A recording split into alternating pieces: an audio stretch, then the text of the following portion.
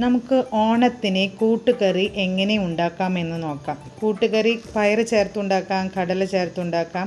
ഞാനിന്നിവിടെ കടലപ്പരിപ്പ് ചേർത്തുള്ള കൂട്ടുകറിയാണ് ഉണ്ടാക്കുന്നത്. വേണ്ട ചേരുവകൾ നോക്കാം.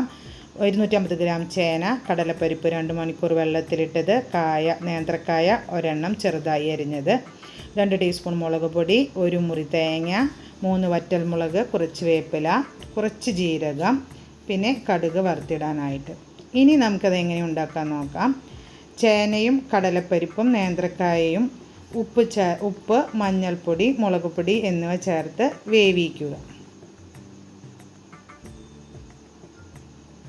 മഞ്ഞൾപ്പൊടി ഒരു 1/4 ടീസ്പൂണ് ചേർത്താൽ മതിയാകും. മുളക് പൊടി 1 ടീസ്പൂൺ ഇടുക. ഇനി എരിവ് കൂടുതൽ വേണമെന്നുള്ളവർക്ക് അതിനനുസരിച്ച് അഡ്ജസ്റ്റ് ചെയ്ത് ഇടേണ്ടതാണ്.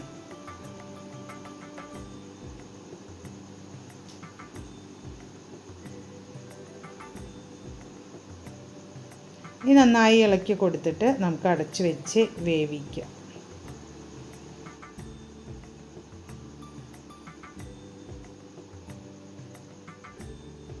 ഒരു 2 വിസിൽ അടിച്ചു കഴിഞ്ഞാൽ വേവ് കറക്റ്റായിരിക്കും.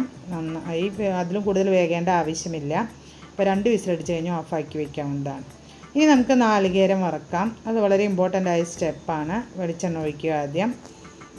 എന്നിട്ട് നമുക്ക് കടുക് പൊട്ടിക്കാം. അതിലേക്ക് വറ്റൽമുളക് 3 ഇട്ടിട്ടുണ്ട്. കുറച്ച് വേപ്പിലയും ഇട്ട് മൂപ്പിക്കുക. അതിലേക്ക് നാളികേരം ഇട്ട് കൊടുക്കുക. ഞാൻ 1 ടീസ്പൂൺ നല്ല ജീരകം ഇട്ടിട്ടുണ്ട്.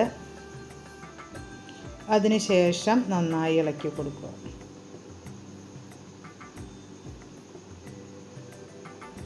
ഈ നാളികേരം വറുക്കുന്നതാണ് ഈ കറിയുടെ ടേസ്റ്റിനെ നിർണ്ണയിക്കുന്ന പ്രധാന ഘടകം എന്ന് പറയുന്നത്. നല്ല ബ്രൗൺ കളറാകുന്നവരെ നമ്മൾ വറുത്ത് കൊടുക്കണം. അടി പിടിക്കാതിരിക്കാൻ, അതായത് കരിയാതിരിക്കാൻ പ്രത്യേകം ശ്രദ്ധിക്കേണ്ടതാണ്. കരിഞ്ഞു കഴിഞ്ഞാൽ കറിയുടെ ടേസ്റ്റ് നമുക്ക് നഷ്ടപ്പെടും. അതുകൊണ്ട് നന്നായി ഇളക്കി വറുത്ത് എടുക്കുക.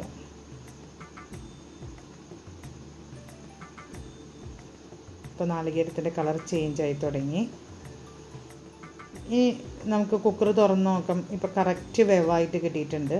ഇനി അതിലേക്ക് കണ്ടോ, നാളികേരത്തിൻ്റെ കളറ് ആ ഒരു ബ്രൗൺ കളറായിട്ടുണ്ട്. അത് വേവിച്ച് വെച്ച മിക്സിലേക്ക് ഇടുക. ഇനി അതിലേക്ക് നമുക്ക് ഇപ്പോൾ വേണമെങ്കിൽ ഒരു അച്ച് ശർക്കര പൊട്ടിച്ചെടുക്കുക. ശർക്കര പൊടിച്ചത് ചേർക്കുക. എന്നിട്ട് നന്നായി ഇളക്കി യോജിപ്പിക്കുക. ഈ നാളികേരം നന്നായി മിക്സ് ആവണം, എല്ലാവരിലും ചേർന്ന് പിടിക്കണം. എന്നാലാണ് നമ്മുടെ കറിക്ക് സ്വാദ് കൂടുകയുള്ളൂ. അതുകൊണ്ട് നന്നായി ഇളക്കി ചേർക്കുക. ശർക്കര ഒരച്ച് ചേർക്കാൻ മറക്കരുത്. പൊടിച്ച് തന്നെ ചേർക്കേണ്ടതാണ്. അപ്പോൾ നല്ല